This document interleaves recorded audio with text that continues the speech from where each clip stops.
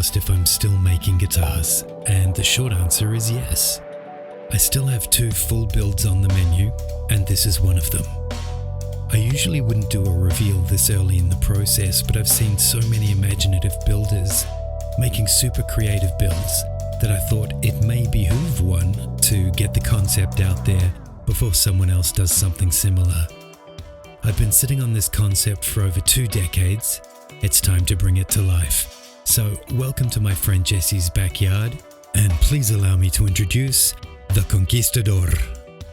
The body of this guitar is in 3 slices, and what we're looking at right now is the back slice. I've just put in one of my neck plates and a control cavity cover.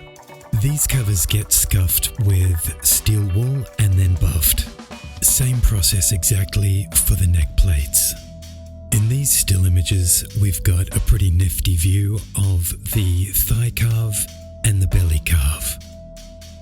So let me pop these covers out and I can show you the next piece of the body.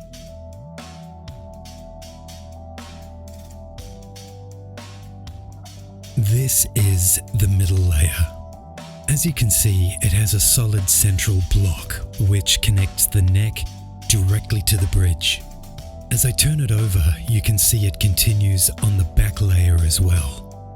It also provides mounting points for the pickups and extends the sides. As I add the top, this completes all 3 layers of the body. Essentially what we have is a hollow body guitar with cavities in the front and the back. Purely ornamental, but I think it looks beautiful.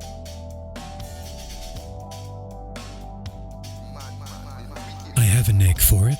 Here it comes. This is a multi-scale 24.75 to 25.5 inch fan fret neck. We've got a Leviathan cross inlay at the 12th fret and a nifty little temple T inlaid in the headstock.